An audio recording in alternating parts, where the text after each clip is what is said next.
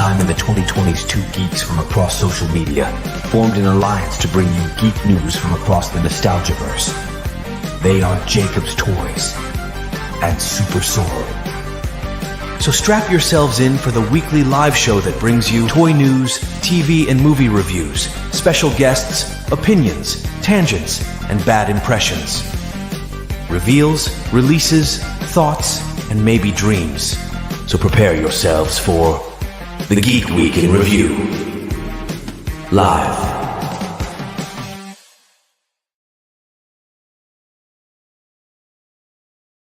What is up? I was about to take a sip of my coffee and then realised we're at the end of the intro. I was like, how we doing, everyone? I'm just checking the comments. Everyone's abusing me because we're late. It wasn't actually my fault. We are waiting for our guest. We got a special guest this week, and we're just having some internet issues. So anyway, we'll start the show and he'll be along shortly. Hello, welcome back. Geek Week in Review, episode 137. With, of course, me, Jacob's Toys, and a wonderful one and only SuperSorrell. Week 137. If you're new to the show, jump in the chat, say hello, get involved. If you're a regular viewer, welcome back. You know the score. We're going to talk about all the stuff that's happened this week, and just talk toys, talk movies. I thought you were going full Beaver off TikTok, then. What? You know the rules. Cheese. No, I'm not that bad yet. Pick up the toys. Everyone's abusing me, saying that I'm trying to change out of my costume. What costume we talk? I want to know what costume we're talking about. It's the one that a Jareth costume, right? No, I'm not changing out of my Jareth costume. My favorite comment was that you're telling your son a bedtime story while I'm eating in the corner. We've done all that. But yeah, it's been a good week. It's been a pretty good week. Me and Sorrell both got nice little boxes from Diamond Select, didn't we? Yeah, awesome boxes. Got really awesome boxes. So I mean, I did a live stream. Thank you for those guys in the chat that did tune in and say hello. I kind of just went through mine on a live stream. Have you revealed yours yet? Sorry. Yeah, I did a full unboxing video the other day. Nice. I was going to join you live, but I don't know. I'm still feeling a bit of the weather now. I'm still not 100%, but the thing. I got on and I was kind of like, Sorrell was going to be here, but he's not. So I'm now doing this on my own.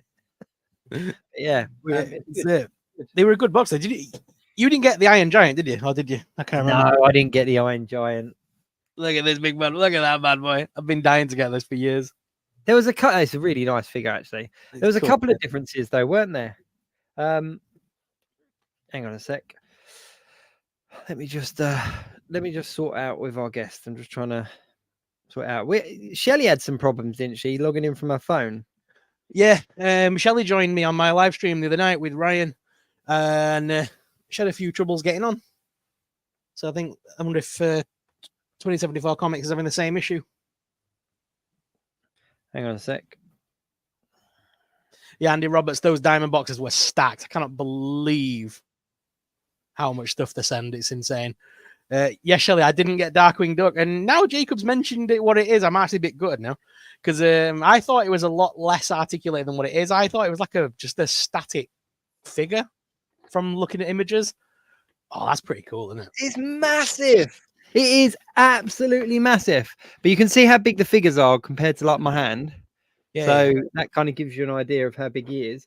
It does say on it 12 points of articulation in each figure. So that scale's about right, though, because if you put that next to a 6-inch action figure, that would be about right. Yeah. So you've got ankle articulation, you've got kind of top leg articulation, top of the arms, wrists, elbows, neck. So what's that? 1, 2, 3, 4, 5, 6, 7, 8, 9, 10, 11. Oh, where's the 12th? where's the 12th? Has he got a tail? I don't know. But yeah, it's cool. It's a really cool set. It is a really cool set.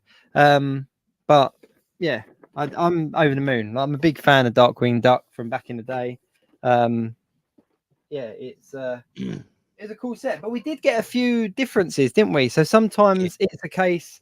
Sometimes it's a case of they send us both exactly the same stuff. But it's quite cool to see like we got different stuff. We both got the Rebel Moon stuff. I got this really cool diorama Ninja Turtle. This was my favorite piece in the whole box, to be fair.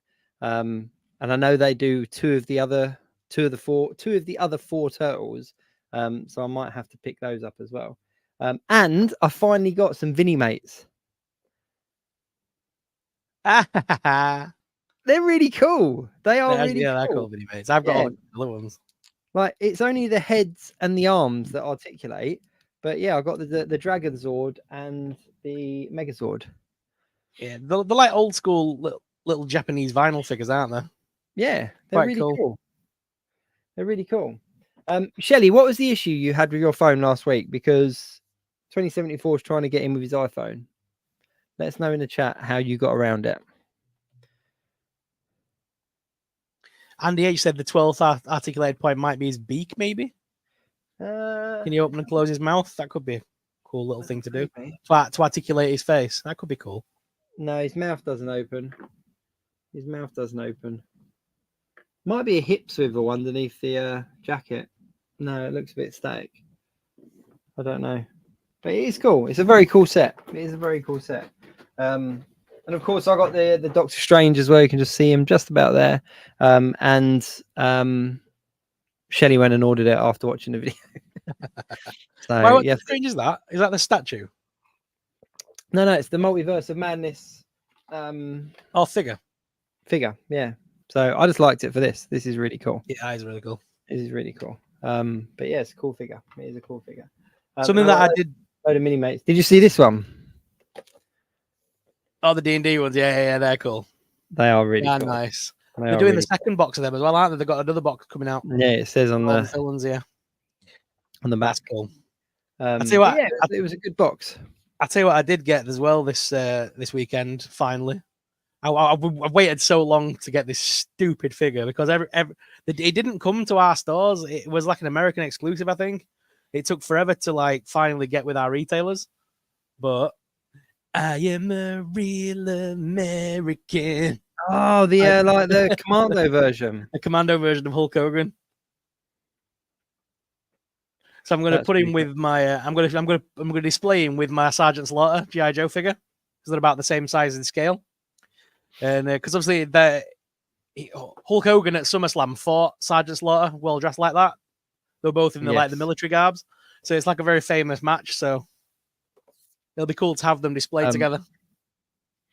Just a quick thank you to Shelley. She said that the browser wouldn't allow the site. I kept trying. Eventually, it worked. So it was a random one because it's only affected Shelley and 2074. Hopefully, he'll get through though. Hopefully, he'll get through. AJWF said, "Let me tell you something." I can't do the voice. Let me tell you something, brother. That's my best Hulk Hogan. Every time I try and do Hulk Hogan, it just comes out as Randy Savage. Let me tell you something, brother. It's one of them ones, isn't it? I'd love to be able to do his voice. I got you for 3 minutes. 3 minutes of playtime. AJWF is another one of the guests that will be at Figure Collectors, along with myself and SuperSorrell. Where are we? Hello. Yeah, so AJWF is going to be another one on the collectors panel, which is going to be very cool. Hoping to get him in on the show before the convention, which is coming around quickly, actually. Yeah, it is coming around quickly. It's not too far, is it? It's next month. Yeah, I need to get in contact with AJWF actually because I'm tempted to go to the For the Love of Wrestling event. I know he's going, so it'd be nice to catch up. I'm just going to meet Enzo Amore. I'm not gonna lie. Fair play. Triple G in the comments as well. Hi, Triple G. Good to see you again, my friend. John Hood said those Rebel Moon figures with the little heart eye emoji. Yeah, they are actually really good. They are really good. I'm glad that we both got them as well. Which is your favorite, Nemesis or Jimmy? Oh, Nemesis. Is it? See, Jimmy's my Nemesis favorite, awesome. I think.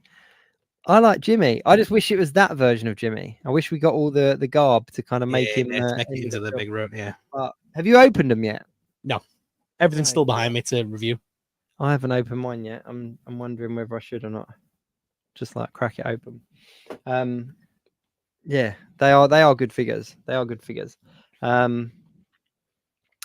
Shelley said, I need to get to the Liverpool Comic Con because the Hobbits are going to be there. I did see that. All 4 of them, aren't they? All 4 of them. And plus they've got loads of other. Have you seen? Let me get it up. Liverpool Comic Con. The actual guest list for that event is insane. Is that in It's like May? a San Diego Comic Con. Is So it yeah, May? it's the 4th and 5th of May. So far they've got like Kevin and Jason are going to be there. You know, Kevin Smith and Jason Mewes. Yep. They're there. Then you've got Elijah Wood, Sean Astin, Dominic Monaghan, John Rice Davis, who plays Gimli, Bernard Hill, he played the King, Miranda Otto, she was the blonde, his daughter in it. And then you've got Jesse T. Usher from what do you call it? That superhero show on Amazon. Which one? The newest one that you like, The Boys. Yeah. He plays the super fat guy. Oh, right, cool. Tony Todd's going to be there. Jim Cummings from Disney, Walter Jones, the Black Power Ranger, and David Yost, the Blue Power Ranger. So there's some great guests there. Yeah. Couple of things quickly. Triple G said Kevin Smith's an amazing guest to have. He really is. That he's like royalty, really, when you think about it now, with kind of who kind of does the circuits and stuff like that. And Shelley's pointed out as well, In Demand Toys in Norwich are doing their 20th birthday celebration. Have you seen the I saw the announcement earlier. Yeah, they've got Hasbro there, haven't they? Yeah, so the Hasbro guy is going to be there. I don't know if it's the ones that we see on the stream. I think it's going to be like the UK team. Yeah. Because there's not been any mention of them coming over. And I was trying to think if there was any cons that were surrounding it that they could probably come over and kind of piggyback on the back of. So I think it's probably going to be the UK team, but still great guest to have at a shop 20th birthday. I mean, 20 years is something worth tipping your hat to. Yeah. I actually haven't been to their new store. I used to drive up to Norwich quite a lot with my previous work and would always stop in at In Demand Toys when they were a smaller shop.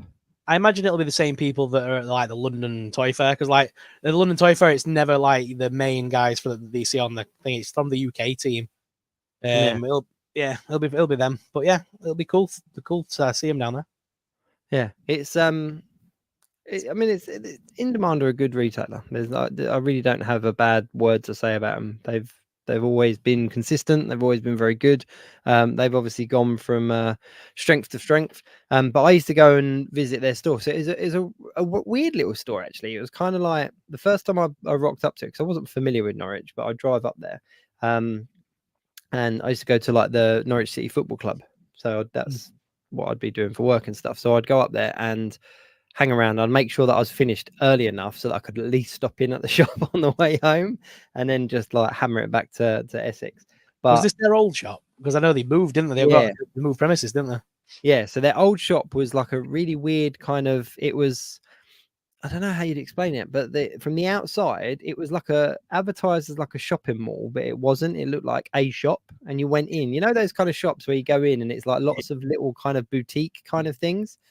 And they were there, and there was like a pet food store on the other side and all this kind of stuff. And it was really weird. You just go in there, be like a couple of like cabinets with figures in, and then just like wall to wall figures. I picked up quite a lot there actually over the years. But then changed jobs, and then they changed location. I was like, oh man. So I'm gonna have to make a trip. Maybe when I come up to the con, I might go back via Norwich to go to their new store. That might be a thing. I might have to look at the roadmap and see whether it's worth going to. You'll have to start doing some vlogs on that trip. You know, you have to start vlogging. I know. Well, we're gonna have to work out what we're doing with that anyway. Or just get used to me shoving the camera in your face, like, "Hey, Jacob!" I don't feel like a celebrity getting out of my car to a camera. But it's all good. It's all good. Ladies and gentlemen, I want to introduce our guest because he's finally managed to log in via his phone. So, without further ado, this dude is a guy I've been friends with online for about probably over a year now, via TikTok. Massive figure collector, really, really decent guy. Without further ado, let me welcome him. 2074 Comics. Hey guys, so sorry about that. Don't worry, don't worry. 2074 Comics, welcome to Geek Week. Thank you for joining us. It's good to have you, man. Thanks for having me. Thanks for having me. That was crazy. I was trying for the longest time to get on there, and I kept on going on and on. I don't know what's going on. It's weird. It's weird. Sometimes the links does play up. So, but yeah, I was just saying, like, obviously, I know you through TikTok. Kind of, I don't know, about a year ago, I think, probably started interacting and stuff. So it's really, really good to have you on. Obviously, SuperSorrell co-host. 2074 Comics, but you're a big Spider-Man fan, and that's what attracted me to your account to start with. Big Spider-Man fan, a little bit of a Spider-Man fan. I think I'm a little bit of an addict, as my family would like to say. Yeah, I've been collecting for a while, and I love Spider-Man. Yeah, that's cool. And because I've never. This is really interesting for me because I can see figures out of a box. Yeah. And in all your videos, they're all in boxes and like all the rest of it. So you do collect in and out. I do. You know what? For the longest time, I was an in-box collector. But thank you to Hasbro Pulse for coming out with those windowless boxes, which everybody hated, especially me. I tried hanging those boxes up, and you know, without the windows, you can't do that. No. You can't do that. No. So I said to myself, okay, maybe I'll just open one, and then I open another, and then I'd open another, and the rest. I guess the rest is history. No, that's wicked. That's wicked. Sorrell's just had to dip out. He's not actually left us. He's just, I think he thought he muted himself. He's actually just dropped out. It's cool. I must admit, when Hasbro first released those windowless boxes, you were one of the first people I thought of because, like, obviously your display can see a little bit of it behind you. But for anyone that's not familiar with your TikToks, one of my favorite sort of like themes you do is when people ask if you've got a certain character and you go and find it on the shelf, and so you've got like walls of the figures, and I thought, man, how's he gonna do it? Because it's a killer. I mean, I'm lucky, I've always been an out-of-box collector, but hey, look, I tried. I had, like, you can't see my other wall, but I had a row of those boxes, and I was looking at them going like, okay, what if I left the boxes there and displayed the figures in front? So I tried that. I'm like, nah, you know what, forget it. So I started ripping them open, throwing them away, and just displaying them. I do keep the ones that I'm probably gonna get in trouble from that from my wife, but what I do now is I buy two. I buy one to display on the wall and one to just kind of put right beside it, kind of thing. that's the thing, isn't it? That's the thing. Like, I did wonder whether you would be tempted to kind of like go back and open some of the old ones. Oh, but I call it the wall of Spider-Man on the side here. I'm dying every day. I look at them. I'm like, okay, what if I just open one? What if I just open one? It would be that bad if I just open one. But it'll snowball. Domino effect. I'll just start cracking them all open, and then I'll feel so sad after that. And so whereabouts are you based? 2074, for those that you don't know. Toronto, Canada. And how is it figure collecting out there? It's, you know what, it's not bad. For the longest time, I think you guys experienced this, that a lot of the figures were more in the States, but once in a while, in Canada, we do get like figures before the States, which is really cool. Like, it depends, right? Like, what wave was it? The last X-Men wave. I remember I did a pre-order for that, and everybody's like, oh yeah, you know, that's coming out, you know, sometime in December, and sure enough, it came out in November. I'm like, okay. Wow. And them before the States, what's going on there? So sometimes it's like a hit and miss, right? Like, yeah, you never know. Yeah. Now we're quite lucky because obviously we don't have Walgreens, we don't have Target or anything like that. So it's all our retailers that just get them in for us. And so all the exclusives we can get hold of. Well, see, that's the thing. We don't have Walgreens or like Target. So like Target exclusives, we still have Toys R Us's. I know in the States, they went bankrupt and all that. And I don't know why, but we still have Toys R Us's. So if there is a Target exclusive, it'll go straight to Toys R Us. Why? Wow. No, but you got to wait for a little while though. But it does eventually go to Toys R Us. So we got to get lucky like that. But we don't have the Ollies that the Americans are talking about, or Walgreens. So toy hunting is a little bit harder in Canada than it is in the States. How long have you been collecting? Wow, I'd probably say a good maybe 20 to 30 years. Wow. What's the oldest one in your collection, do you think? The oldest figure I have is a Toy Biz fig of Spider-Man, and it's so old that the packaging is actually yellow. Wow. Yeah. Wow, that's cool. I'm just trying to see where mine is now. Oh, he's up there. See, my oldest is actually a Spider-Man figure, and Oh, it is my Secret Wars figure. oh man, And he is so worn. Look at the wear on that those dude. are Look. awesome. Those are. I remember when those came out, and I'm dating myself here. When I was a kid, Yeah, and I was like, oh man, I remember going to like, I don't know if you guys have Zellers, but we have Zellers. Well, we used to. Now they're kind of like a Walmart. And I remember walking the aisles and having them in my hand, kind of looking at them and hinting to my mom. I go, hey, and she made me put it down and walk away, kind of thing, right? Yeah. So I've always had my eyes on one of those. So that is awesome. That's a grail in my. Is it really? No way. This is from back in the day. Like this was like this was a toy I played with. Like you can see the blue on his feet and everything. Like, but it fell out of the loft one day, like years and years ago. And I was kind of like, I knew I had some figures put away in the loft. And he's stamped 84. I mean, he's a bit wobbly, but I stand him up next to my Luke now because I've got like a Luke Skywalker from the same kind of era. And we had Steve Evans on a little while back from Hasbro. He's a good fan of the show. He's like a friend of the show. He comes on every now and again. And I said, I position him there just as a kind of a tease to kind of go, you know what, I'm going to try to hunt down the rest, but it's all good. Still good. You can look around, but they're pretty pricey right now because even like a lot of them are not in package as of when they were made, obviously. But if you do find a package, wow, they go for a lot. I considered, but it's too expensive for my blood right now. Nah, that's cool. You good, Sorrel? You right? You just disappeared. You just dropped the mic and went. No, I'm back. Sorry about that.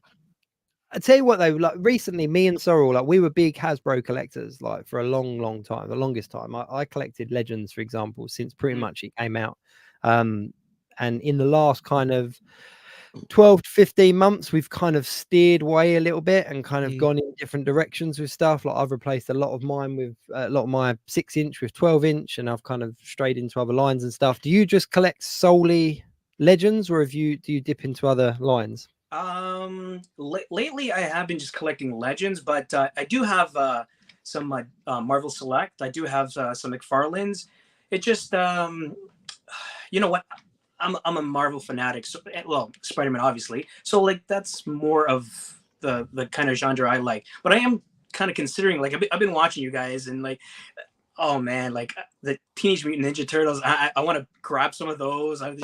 I just, I'll tell you what. That's an awesome segue because very, very quickly, before we get into that, I will get back to the Turtles in a sec. But Shelley, friend of the show, have you got your Scarlet Spider yet from the new wave 2074? No. Yeah. No, you haven't. No. So I got Shelley's for your information, in demand. Keep putting the date back. It's like the end of February for us now, those figures. So yeah, it doesn't seem to have landed anyway, but a few people in the States have picked them up. Oh, is that the same wave that I'm thinking of? The one with Hallows Eve and Dark? Yeah. So Forbidden Planet in London, have they been stocked? They've got them on the pegs. Well, there you go.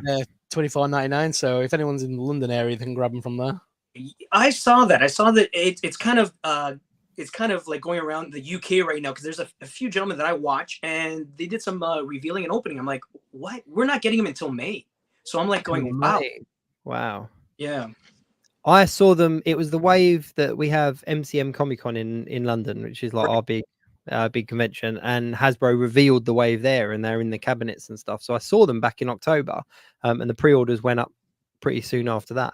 But yeah, wow, May, that's quite a long time. Yeah, that's quite a long time. That's okay. You know what? I can save my pennies until I buy the whole. I have doubles of all of those. I want every single one of those because they're all Spider-Man, either villains or like Spidey. So I need them all. I got to put some on the wall. I got to crack some open. So they can wait a couple of more months so I can save money for them.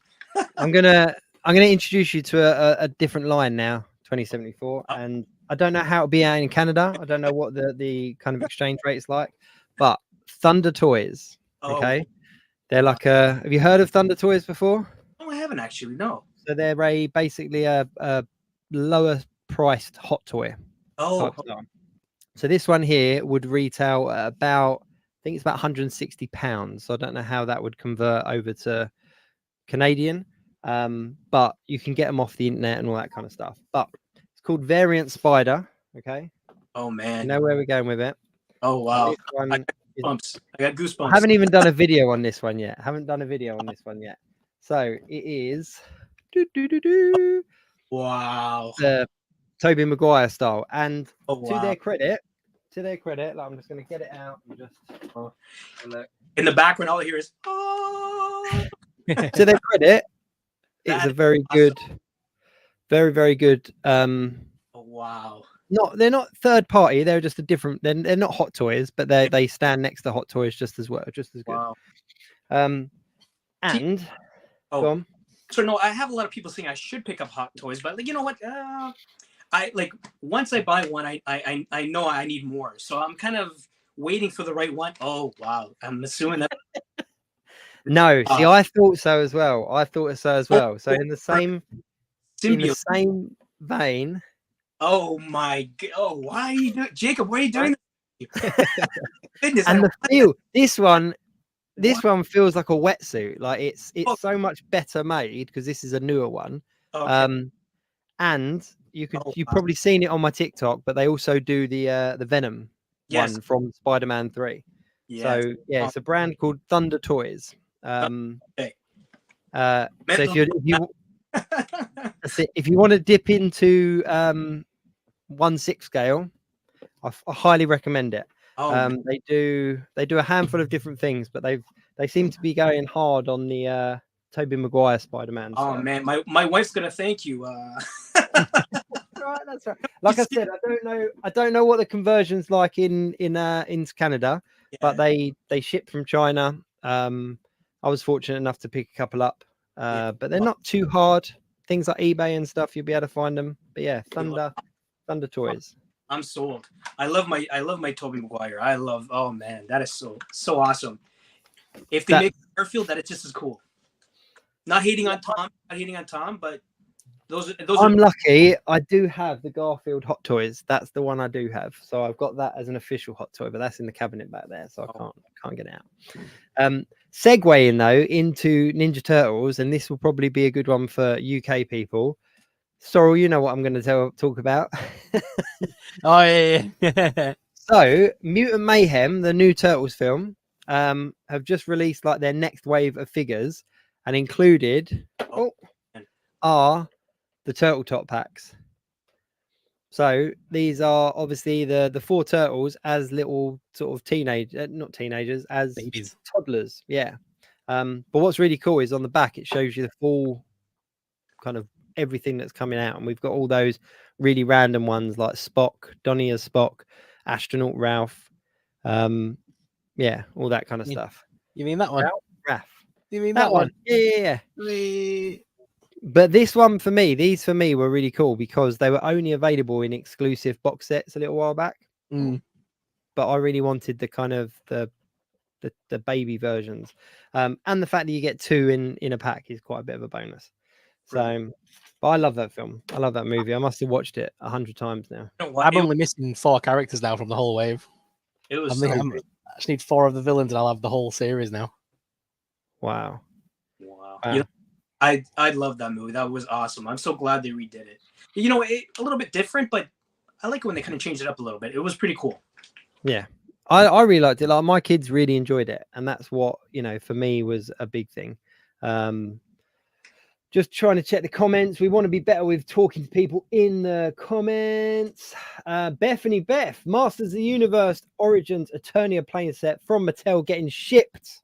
Oh wow. So that is awesome. And I must admit, after watching Revolution, is that the new one? Revolution. Yeah. Just watching it today, actually. That was awesome. Kevin did an amazing job with that. I thought it was incredible. And the fact that you see like Eternia, you see the playset basically in the sky. I was like, oh man, I need to pick that up. But yeah, it's a really good show. I binge watched like all 5 episodes. Absolutely loved it. Absolutely loved it. I actually, if you're an Amazon Prime subscriber, there's actually a really interesting documentary on there. I think it's called I Have the Power or Power of Grayskull or something. And it's all about the history of He-Man and She-Ra, and talks about Mattel turning down the Star Wars license and how they had to try to figure out how to kind of stay afloat and how He-Man was kind of conceptualized and brought to life. And it's not anything that I hadn't heard before, but it was quite cool to hear it from certain people's mouths and stuff. It was like a more in-depth version of because obviously they did an episode about He-Man on the Toys That Made Us, didn't they? So this was like a deeper dive of that. It was like went into a bit more detail, which is kind of cool. So it was the same people that was in the Toys That Made Us kind of thing, wasn't it? It was the same group of creators and that. Yeah, definitely. So we got a comment in the thing. Someone saying Batman is better than Spider-Man. Yeah, Ethan. He's gone. Oh, there we go. Oh, so I know that guy, Ethan. It's my daughter's boyfriend. He likes Batman. He did that purposely. I knew he was gonna do that. He comes over. Don't make me kick you out of the house, Ethan. It's all right because you can throw it back at him because he made a spell error, so he had to correct himself. So it's just for the spelling error, Ethan. No, see, it's funny. It is a debate a lot of people have though about like Batman and Spider-Man, and for me, there's no contest. Like there is no contest. Like it was, I fell in love with Spider-Man as a kid because he was a kid. That was what it was. Like Jacob, you know, I was waiting for him to hear what you're gonna say because if I heard Batman, I was just gonna, I'm out of here. Peter in the chat as well has just said £1 is $1.70 in Canadian. Oh. There we go. I love it. See, we've got people converting the currency for us while we talk. Awesome. While we talk. Something new that we picked up this week, though. I know that Sorrell did show them off a little while back, but not a line of toys that I was thinking about, but the Street Fighters. Oh, Street Fighter. That's another line I want to get into. Those look awesome. These by Jada, which predominantly, I mean, I've done a few things for Jada and with Jada in the past. Different stuff, like they do a lot with cars and models and stuff, but action figures wasn't something that I kind of think of Jada Toys with. But man, the detail and the accessories and the packaging, like the fact that it's like an old arcade box, it's just, they are phenomenal. They really are phenomenal. I can't wait to see the rest of the line. But I never thought I'd have a Ryu and Chun-Li on my shelf, but hey. Did they have Ken yet? Did it come out with Ken or? They've announced quite a few, haven't they? I think Ken is in the next wave with. Oh, they've announced so far. We've got Ryu, Chun-Li, Ken, Sagat, Bison, Vega, Blanca, Cammy. I think that's it so far, isn't it? But if you turn the package over, you can see they're going to basically do every single character from Street Fighter 2 Turbo. Oh, wow. Fei Long as well. So it's Fei Long's in there as well. So they've got like the full. They've got like the full arcade cabinet of characters because I'm looking forward to Zangief. I want Zangief. Cool. Yeah. Just because I'm a big fan of the stupid 90s movie. See you in the commissary, yeah? Oh, man, yeah. Did you see as well, talk about stupid 90s movie, Toy Farce on Instagram shared a mock McFarlane reveal, and he had listed the Green Lantern movie figures, the Catwoman movie figures, and it went viral. People started sharing it, thinking it was like legit, and he had to kind of do another post going like, after everyone like jumped on this, here's my next one, and he kind of listed Spider-Man, Captain America, like, you know, and all the rest of it. But yeah, people were buying into it. They were excited for it. So people do want to buy Reynolds Green Lantern figure. Is that what they're saying? Yeah, supposedly. I must admit, I hold my hands up. Like at the time, I thought it was incredible. Like, I came out of the cinema going, "This is wicked. If this is where movies are going, I'm all in for it." But the more I rewatch it, I'm kind of like, okay, it's not as good. You know what? If we're still talking about the Ryan Reynolds Green, it wasn't. You know what? Honestly, it wasn't that bad. I guess. You know what? The last scene with him turning into like, you know, the Sinestro, and it was pretty cool. I just felt like they just chopped it up and didn't know what to do with it. To be honest with you, could have been good. Yeah, I think as well. The thing is, we get films like that, and then people tear them apart online. But after a certain amount of time, they just become sort of like iconic, don't they? So like people don't want it because they like the movie. They probably want the action figures because it's Ryan Reynolds Green Lantern. Yeah, and it's a cool little thing to have on the shelf. Isn't it? It's like Catwoman, Halle Berry. It's like nobody liked that movie, but it's cool to have another Halle Berry on the shelf. Yeah, I like it. If it's on, I'll watch it. Like it's, I'll happily watch it. It's not the best, but No. I'll happily watch it. For the DC characters, yeah, I think Green Lantern and the Flash are two of my favorites. So I was kind of I remember when they were talking about making that movie and they were going to bring it up, I was so excited. Like I really wanted a Green Lantern movie, but after seeing it, I was like, maybe they should have waited. Maybe they should have waited a while. Speaking of Ryan Reynolds and movie anticipation, though, Deadpool soon. Deadpool is coming very soon, isn't it? What do you know what the release date is for you over in Canada? I think it's in the summer. I think we're getting it. We are getting it 2024, right, in the summer. Because he's Canadian himself, isn't he, Ryan Reynolds? He is. And he represents Canada. He's always talking about Canadians like this, and yeah, he's cool. I have to say. Yeah, I'm really psyched for it. There's got to be a trailer drop soon, surely, like that. I think they said 8 days. 8 days of okay. I think for the Super Bowl, they might be dropping some. Is the Super Bowl next weekend? When I'm so bad with my sports, but I think it's coming up during the Super Bowl. Like Sorrell is googling now. 11th February. Super Bowl Sunday, 11th February. So yeah, that would make sense to drop a trailer then. That's what I heard. Halftime show or something. There we go. As I put glasses up, and the nerd that I am, I don't know. I think Super Bowl is next week. Shelly's saying it. Trailer drop at Super Bowl. Triple G. Surely trailer will be at Super Bowl Sunday. Yeah, that's when it's coming. I can't wait for it. I cannot wait for it. We got any mad predictions? Is there going to be anything that you think that is going to show up, or do you think we've seen most of what is to come? I don't know. That's a good question. You know what? It's funny how I don't know if on Instagram and other channels I don't know if he was screwing around with us, but there's some Photoshop pictures. I don't know if you guys. Yeah. There's another one of him with like long hair and like golden guns and stuff. Like it's. Yeah, I don't know. I really don't know, but I'm so hyped for it. It's by far that and Venom 3 are the films that I'm really hyped for. Yeah. I mean, that comes out this year as well, doesn't it? Venom 3. It does back into the year.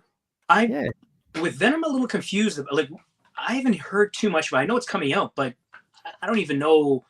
Okay, yes, Venom's going to be in it, but anyone else? I really don't know anything about that. Right?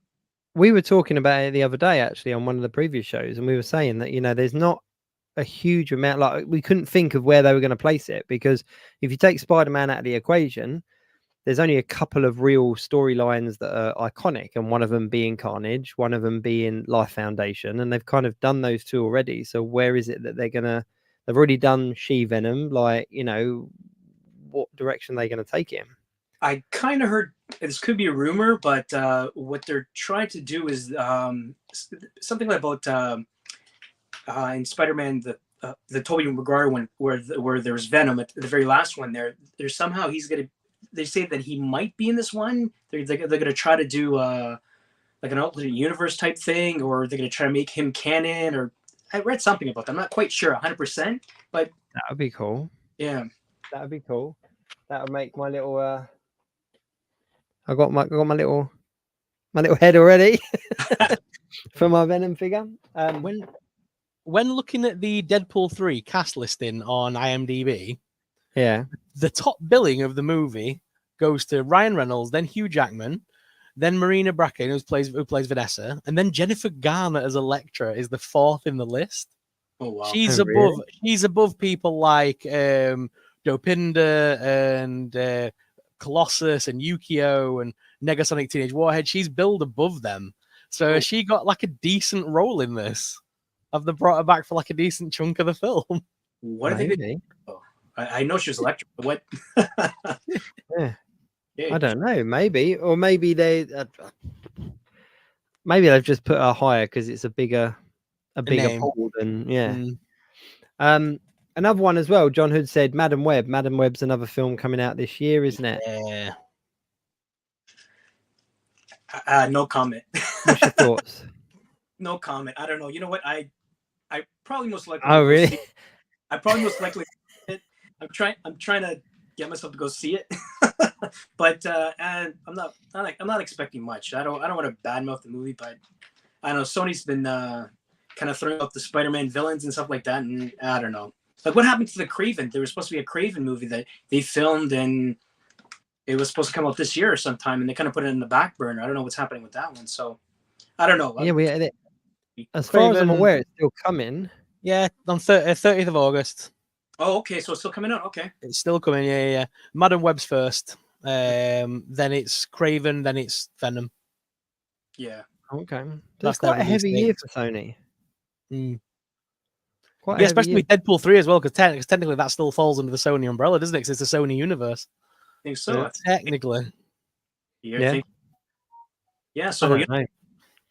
and I also heard rumors that Sony was trying to get involved in the fourth Spider-Man movie. I don't know if you guys read about that. Yeah. Butting heads with Disney. That they really want to throw in Toby and Andrew, but they're like saying no. Like, you know what? We're gonna start from the beginning. We want to start kind of from scratch and build up on Tom Holland. And I don't know there. Yeah, basically, like Disney want to do Tom Holland, and Tom Holland wants to do a grounded version, all that kind of stuff. And Yeah. Sony are going, no, fuck it, throw in the other Spider-Man, like, you know. So I mean, it'd go mad. I mean, it would bill, but it would kill the film franchise as well. I wonder if either Andrew Garfield or Tobey Maguire will turn up in Secret War. I wonder whether one of them will don the suit one more time to have a quick appearance in that. Yeah, weren't there rumors that Toby wants to do that? So we'll see. Yeah. There were rumors that Andrew was supposed to be in Madam Web. Like, they even filmed some scenes, and they realized this is crazy because supposedly Madam Web is before Spider-Man was born, because you see like a younger Aunt May and I think a younger Uncle Ben. I'm not quite sure, but they kind of thought, what are we doing? Like, Andrew Garfield can't be in this if Spider-Man's not even born yet. So I botched that. That was he's supposed to be in it, or maybe because they're doing flashbacks, supposed to be going back and forth. So maybe he was just supposed to be at the tail end of it, but they took him out. That's what they say. So, all right. Yeah, the on the trailer for Madam Web, everyone thinks the policeman that you see is meant to be Uncle Ben, because that would make sense. See that? Yeah, that's supposed to be Uncle Ben, and then is Mary Parker, which is Spider-Man's mother. She's in it, and she's supposed to be pregnant. So I'm assuming that's Peter Parker, Spider-Man, right? So I don't know. They're going back and forth with it. So for me, it looks.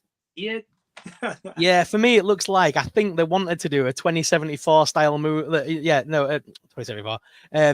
Spider-Man 2020 thingy movie, and have him come back in time, a bit like what they did in the Spider-Verse movie. But because the Spider-Verse film came out, they couldn't do that storyline because it would be exactly the same as the cartoon.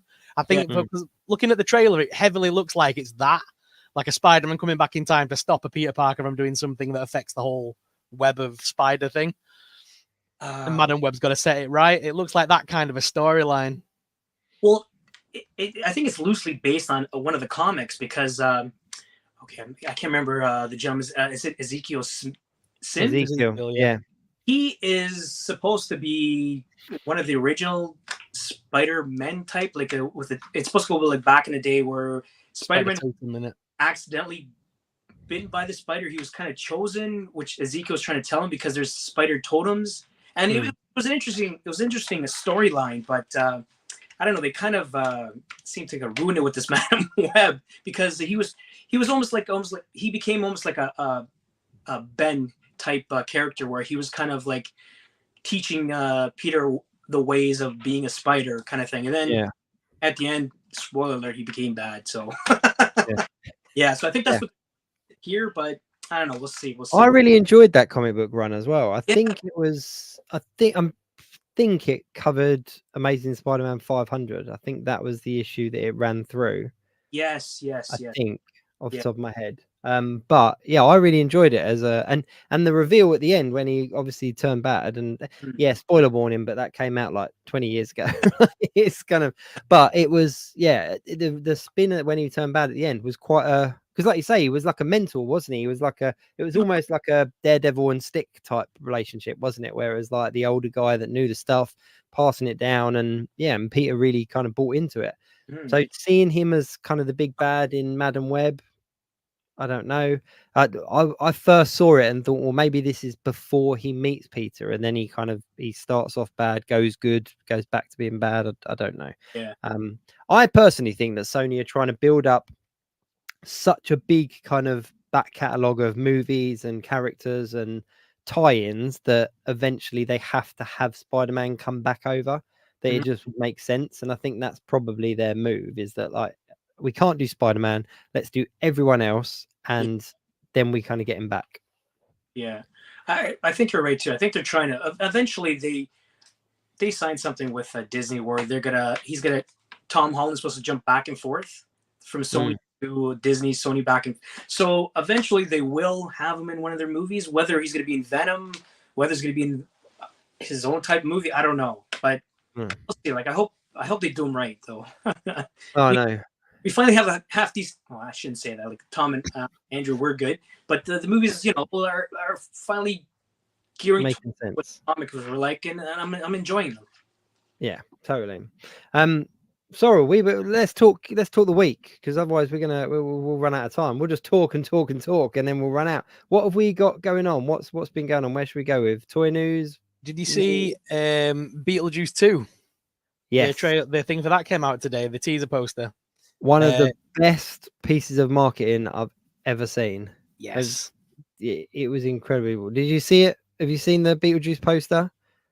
I have. It's pretty. I'm looking forward to it. It looks like it's going to be good because they're bringing some of the back of the old cast too, right?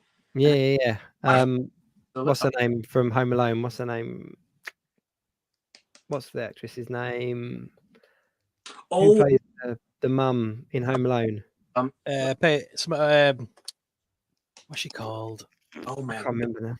I was watching Home Alone today. Catherine O'Hara.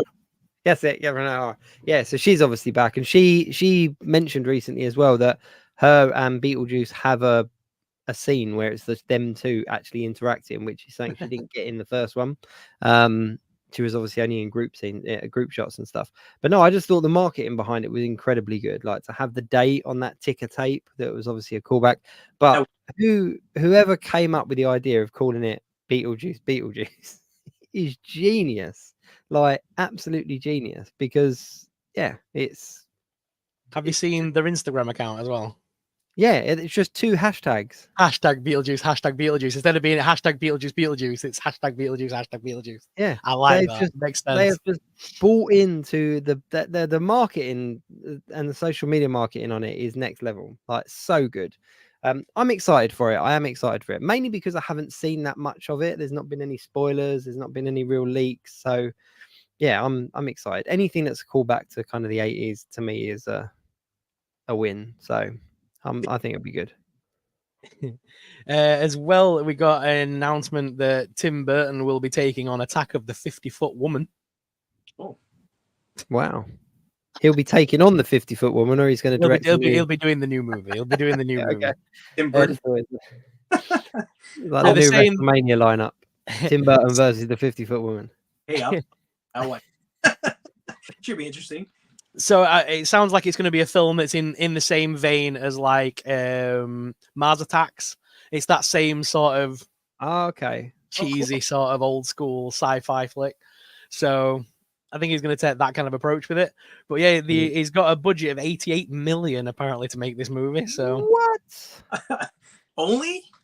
Yeah, Warner Brothers have got more money than sense apparently. 88 million. 88 million for woman. That's what it's billed at the minute. Yeah, 88 million for this film.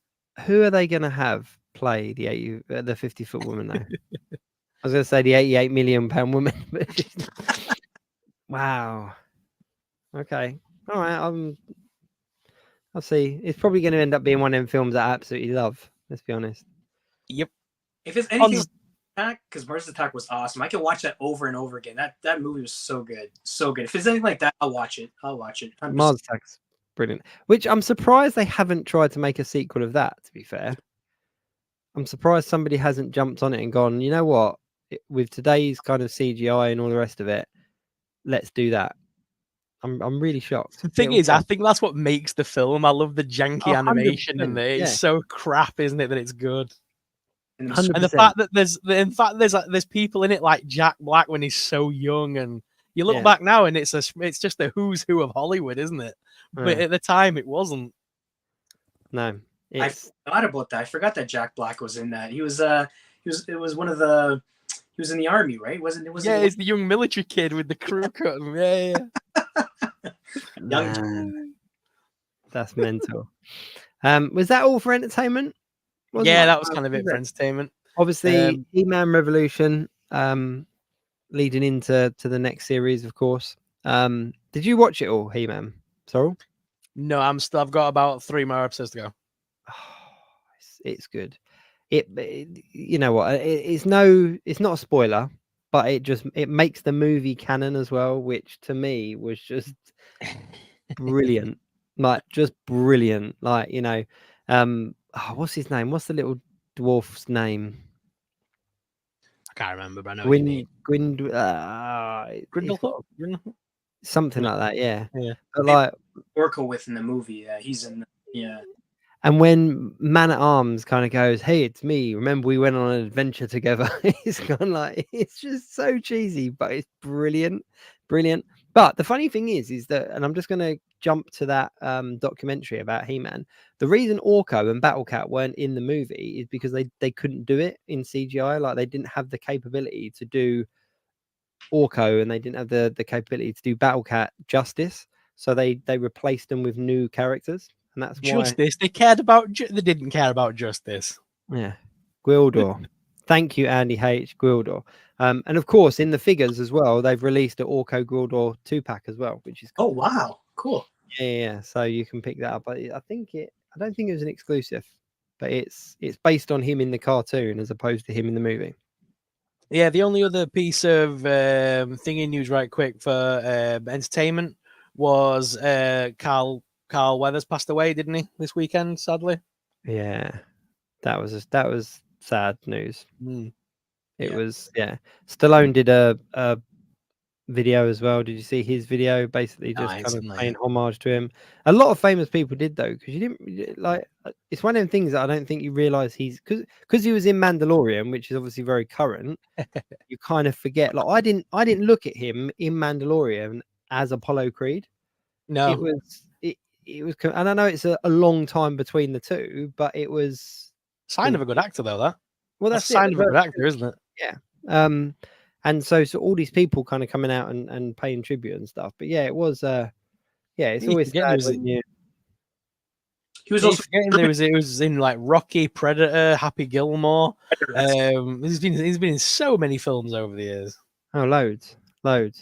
I've just come to the conclusion as well that I'm now at the age where a lot of my heroes and icons and people I've seen on screen are passing away, and it just makes me feel really old. I'm just like, no, these people are well too young to be passing on and stuff. And then I just realized that I'm actually really old. What makes me feel really, really, really, really old is the fact that the Lego movie turns 10 this year, and that doesn't feel like it was 2 minutes ago. Oh wow. I know. Everything's not awesome anymore. Everything's getting old. If you want to start feeling really old, start like Googling when Frozen came out and when don't do that to me. I'll cry. It's just like Finding Nemo is like 20 years old or something stupid like that. It's kind of like these are films I watch with my kids. Don't do that to me. What got me was The Nightmare Before Christmas. Like though, what was it? 25th anniversary? 30th anniversary. 30 years. Yeah. And taking my son to see it in the cinema and realizing that I had never actually seen it in the cinema myself because at the time I wasn't that bothered about it. So when it came out in the cinema, I wasn't bothered about it, and I kind of saw it first on VHS, or whatever. But yeah, I was sat there watching it, going, "Oh, this is great! I'm experiencing it for the first time myself." Yeah, it's like I remember as a kid going to see Hocus Pocus in the cinema when it first came out, because it was a Disney Channel original movie, but some of the cinemas had a local run, and I went to the cinema to see that with my mum. And I remember that, and I must have only been about 4 or 5 at that point when that came out. But I remember that vividly, and it's one of my favorite films this day. But yeah, that makes me feel really old knowing that that's like 30 years old now as well. Wow. I tell you, one of the old films, and I don't know why this has popped into my head now, but one of my favorite old films that is just rubbish is Troll 2. Have either of you seen Troll 2? Yeah. Do you know what I'm talking about? It's a really old. It's got nothing to do with Troll 1. The acting in it is awful. There's no trolls in it. It's just Google Troll 2 and jump down that rabbit hole. Can I remember that movie? All I have is like flashbacks of the first troll, maybe because there wasn't any trolls. Yeah. Yeah, Troll 2 is like awful. Like, have a Google, jump down the rabbit hole, thank me later. It's awful. It's so awful. I don't know how I even went there. What about toy news? What about toy news, Sorrel? What we got toy news this week? So I've just shared a picky. If you can get there, we go. The Sarzoic Warriors Wave 3 has been announced from Boss Fight Studios. They are cool. They are cool. The samurai raptor. That just looks amazing. Is that Brontosaurus? They've done a Brontosaurus previously as well. There's 2 Brontosauruses now. And the pterodactyl's cool as well with the Shaolin style outfit. That's pretty cool. Nice. And what's that scuba one? What dinosaur is that? I have no idea. They've not put any names to them yet. They've not put anything. They've just put the picture out. You know what that pterodactyl looks like? Do you remember that cartoon Dinosaur Train? Yeah. Dinosaur Train. That's what it looks like. It looks like one of the pterodactyls off that, all grown up. So yeah, they've not really put anything out other than these pictures so far, and they've just put more news to follow. But it's a fun wave. I love the Triceratops I've got. He's amazing. Yeah, they're cool. Such a weird little toy line. You can't go wrong with dinosaurs. Especially with the dinosaurs that carry guns. Big gun. The Marvel Legends X-Men 97 Wave 2 pre-orders went up the other day. Yep. I jumped on that. You know what? I didn't. I haven't ordered any of them. Oh, wow. Ooh. And that was a big one for me. Like, for me, I was kind of like... Not even Goblin Queen? No, see, this is the thing that got me. The Executioner, I wasn't fussed about, because is it Executioner? Because he is from the comics, but he's obviously going to be... I wasn't too fussed about him. Cyclops, I was like, you know what? I've got a decent Cyclops in my X-Men collection here. Nightcrawler, again, I've got the original release Nightcrawler. I'm happy with him. I'll probably end up swapping them out at some point. Magneto and stuff like that, I wasn't too fussed about. And then Goblin Queen was the only one that kind of tickled my fancy. But then I was kind of like, you know what? From what I've done with my X-Men collection now, I don't know where she would fit. And so I was like, you know what? I'm going to make like Sorrel and not pre-order anything. And if there's one available when they hit the shelves, I might pick it up. But yeah, I didn't pick up any. I think it's the first wave of Marvel Legends that I haven't got any. Wow. I mean, those are going on my 100%.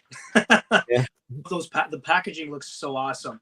I don't think I'll crack them open because I pretty much have ones from the Marvel Legend back in the day. But those I have the other ones on my wall. Those look so cool. I love the retro look. Yeah. I'm all up. The Wolverine, funny enough, I've got him over there. He became my front and center Wolverine. Like, he is the best Wolverine they've put out, in my opinion. And he made top of my list. But yeah, I don't know. I just didn't jump on any of them. It's really weird. Crazy. Hasbro have said that it's not selling Dungeons and Dragons. I don't know how this came about, but it made news on all the news sites this week. The Hasbro is not selling Dungeons and Dragons. It's continuing the license for the near future. Fair enough. I didn't realize that was a thing. Were people scared they were selling it? I don't know. I think it's because they've not really, but they've not done much, have they? They did the movie. Yeah. The movie figures didn't do that well. The animated show figures, most of them ended up on clearance in places. Like they were ending up on discounts. And then they haven't really done much for the game characters, have they? So I don't know. I don't know. I don't even know how that rumor started. Crazy times. The next figure in the Turtles of Grayskull got announced this week as well. Oh, did it? Yeah, Mossman, mutated master of nature. Nice. Okay. But he's not flocked anymore. He's all see-through. Yeah, but is that because he's meant to be like the ooze? I don't care about. I like Mossman should always be like mossy. I remember having him as a kid, and he was like really furry. Yeah. He was scented as well. He was scented. Yeah, he was scented. That I didn't know that, and they said about it on the documentary that they put some kind of like alpine scent with it, so it just smelled like woody. You can hang him in your car. Yeah, people just driving around with Mossman floating around in their car. But yeah, they also talked about the amount of ones that were like direct rip-offs of the other ones. So like Stinkor was like the mold of Merman, but just painted black and white, and Mossman was just Beastman, but flocked. Like so. Let's be honest. About halfway through that line, they stopped even trying, didn't they? When you get to characters like Stinkman, they literally didn't care at that point. They were just printing money. My favorite was the elephant head one. Was it Squirter or something? Squirtle or something? I don't know. And he basically, you could push his head and water actually came out of his mouth. Was he like a Hordak villain, or was he? No, he was a good guy. He features in the new cartoon. Actually, you see him for like a split second, either at the end or at the beginning. But he pops just a massive metal elephant head. There we go. Andy H coming in with the information. Mossman and Stinkor were scented figures. Mossman was scented with cedar, and Stinkor was just old school plastic. But yeah, he was a scented figure. Cool. Which, yeah. Super 7 announced a bunch of new licenses this week. I'm guessing these are all for the reaction line as usual. There's been no announcement if these are going to be for anything else, but it's usually reaction line. Spinal Tap, Thin Lizzy, Cole the Conqueror, Conan the Barbarian, Frosty the Snowman, Wednesday Addams, American Psycho, and that was it. Yeah. So yeah, they've got a fair few new little licenses there. I'm guessing they're all for reaction figs, though. Yeah, you reckon? Yeah, well, Spinal Tap and Thin Lizzy will 100% be there because like they've done all the rest of the like rock stars in that small form, haven't they? Yeah, they're quite. I've not picked any. Although they do occasionally do the ultimate ones, like they did the ultimate Lemmy Killmaster, and he's amazing. He's a great figure. Yeah, I missed out on that one. I'm really good. I'm not one for the reaction series. No, I'm not a big fan of the reaction series. But Frosty the Snowman got me a little bit. I mean, if they do like a decent, start doing like Frosty and all the characters from the old American cartoons, that'd be awesome. That'd be kind of cool. It's not going to be. I know it was Jack Frost, wasn't it? The Michael Keaton. Was it Michael Keaton? That film? Yeah. You're thinking of Jack Frost. Because those cartoons weren't really a thing over here. I'm trying to think of the name of them. Rankin and Bass, is it? They weren't like a big thing over here. Well, they're like American classics, but they really don't come over here. It's like Charlie Brown. Charlie Brown's not a big thing over here either. No. Which is sacrilege, I think, to most Americans when you tell them that we don't watch that on Halloween. Hey, watch it. Yeah, we watch it here too in Canada, though. I make the kids watch it. Fair play. And then finally, Boss Fight Studios gave us Wave 3 of Popeye, which, to be fair, there's some good looking characters in this wave. I quite like the look of these. They look cool. Oh wow, they look all right. I like the fact that the scale of them. Oh, that thing freaked me out. What was it called? Oh no, it just looks weird. I remember it in the cartoons. It freaked me out as a kid. Yeah. But I like the fact that these look like they're straight off a page. Yeah, I do like the Popeye. I'm very tempted. I could be very tempted to get a Popeye. I'd like a Robin Williams Popeye. Oh, that would be amazing. That would be cool. They should just I'll start singing the stupid songs. They should just do a whole Robin Williams line, like do Peter Pan, the Genie, Popeye, like just all the characters like that he made iconic. Mrs. Doubtfire. I honestly, to this day, cannot believe that somebody has not picked up the license for Hook and done a Rufio action figure, because that would sell like wildfire. Rufio. That's what I mean. Everyone knows that chant. As soon as they put that figure out, the toy community will be all up in arms. Rufio. Yeah. The Hook film is there's a because they had a huge action figure line on release, didn't they? Like it was all the terrible. They were terrible figures. But a lot of it was the Robin Hood. Like they reused a lot of the Robin Hood Prince of Thieves stuff, didn't they? But still, there was a lot of figures. There was a lot. I think the Robin Hood Prince of Thieves stuff was taken from Star Wars. Yeah. It was just that Ewok playset got printed about 4 times and got smaller every time. Just different characters on it. Different characters. It went from Ewok Village to Robin Hood Sherwood Forest. It just got traded down every time. Was that it for? That was it for the news this week. There's not a lot else going on. It's been a relatively quiet week. I'm just trying to have a look. There was something I saved.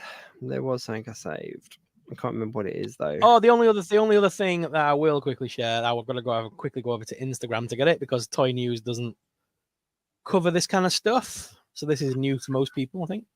But the Doorables, Disney Doorables.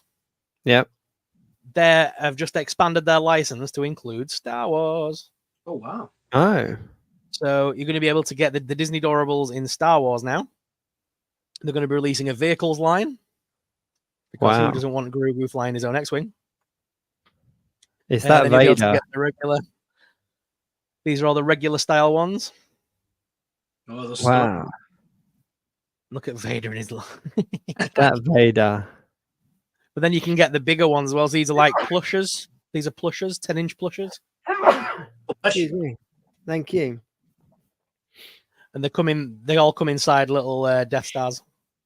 Cool. Wow. 4 figures in every Death Star. Surely they're going to drop this line. They'll be doing Marvel on this line as well at some point. You would have thought. Yeah, I'm guessing eventually they'll come to that. They're a fun little toy line. They're relatively cheap to pick up, to be honest. That's why I like them. Yeah. I mean, like the big box sets that me and my wife get to open, they're only like 10 quid a pop. Smiths. They're not expensive. But I just would have thought that if they've gone from Disney and they've now expanded into Star Wars, they're going to hit Marvel at some point, surely. Hopefully. Yeah. While we're talking about small figures, though, Sorrel, I think we need to do our weekly plug. Yeah. So I don't know if you know 2074, but me and Sorrel have jumped in on a toy line. I heard. I saw. Yeah. So Pocket Goblins is live still. I think we've got about 40 days left of the campaign. It's all looking relatively positive, to be perfectly honest with you. I'm going to actually switch up the thing. Look. Pocket Goblin. I'm just going to switch up. Because we had a really exciting week this week with a few different things. I'm just going to switch up the whole background. No, that's bad, isn't it? Let's put that back. But we had a really exciting week this week. So we've got a really cool sculptor that's come on board. I'm going to share a little bit more information a little bit later down the line. Don't want to give too much away at the moment, but we've got a really talented sculptor that's coming on board and bringing the whole of Series 1 to life at the moment. So actually sculpting the 3D files for the molds and everything, and they're really exciting. Me and Sorrel have seen a couple of them, and seeing these guys in kind of 3D is incredible, like, isn't it, Sorrel? Like, it's really, really cool. We've got a I'm gonna hold the picture up just because it's kind of cool to see in hand. But we were sent a picture of one of the prototypes, which is very cool. So it's not a final product, but one of the prototypes has been printed and they're going to be sent over to us for us to actually have a look at and share and kind of just show you size and comparisons and all the rest of it. And another very talented artist has designed and developed the stand that we were talking about, so people can actually have a stand that has the logo and everything like that you can actually keep the whole set of goblins on. So it is all very positive. It's going very well, isn't it, Sorrel? We're very excited. Oh yeah, I'm excited for it. It's going to be great. Shelley said, Pocket Goblins, I don't think I've heard of them. Well, I tell you what, follow the link, Shelley.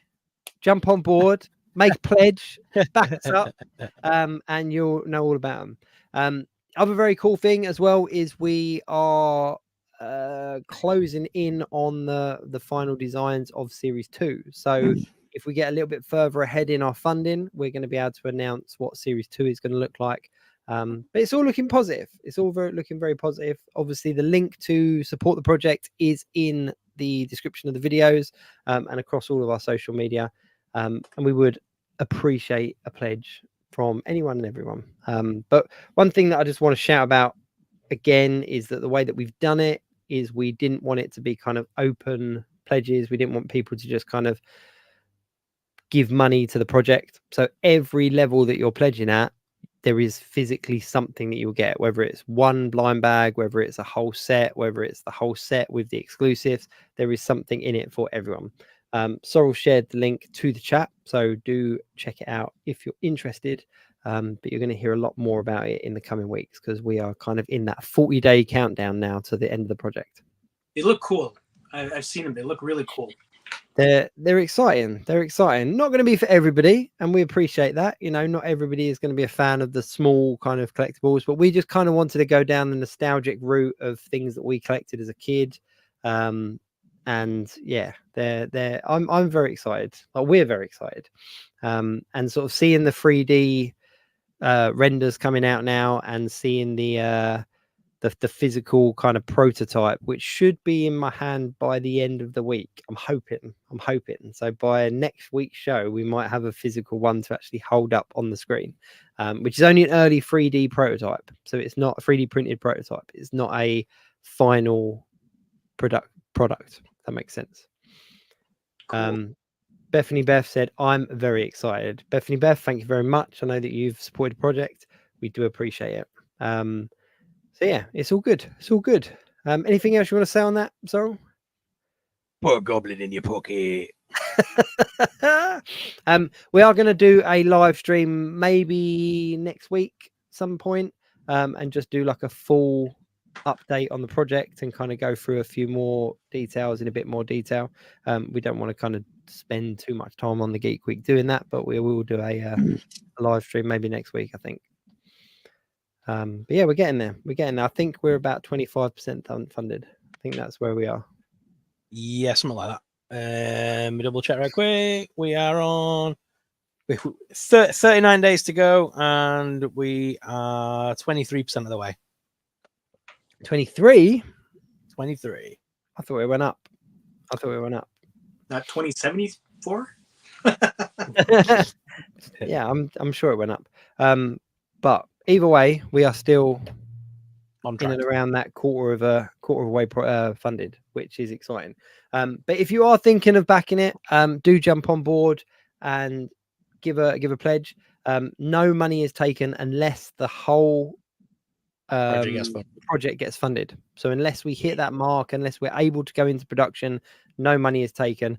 But the way that the pledges are done is it's much more kind of like a pre-order as opposed to just I will throw money at something and hope that it works. Like it's more done as a pre-order. So depending on how much somebody wants is depending on how much they pledge. You know, I know a lot of people here have kind of gone in for the full wave, including the exclusive, and that obviously is the bigger pledge. But you can go in for a really minimal pledge and just get a bag sent out to you. So yeah, it's all good. Should we do some community stuff? Have you got any community stuff this week, Sorrel? You go first. Okay. So 2074, what we do on our show every week is if there's anyone that stood out in the community that we want to kind of give a shout out to or point people in a direction of, we kind of just shout them out on the show. Let me have a look. So I want to make sure that I get the correct handle. Hang on 2 seconds. You're on Instagram, Sorrel. You got Instagram open. So there is an artist on Instagram that I started following this week that where is it? Hang on. I'll get there. Right. And more _customs. ANDMOR _customs.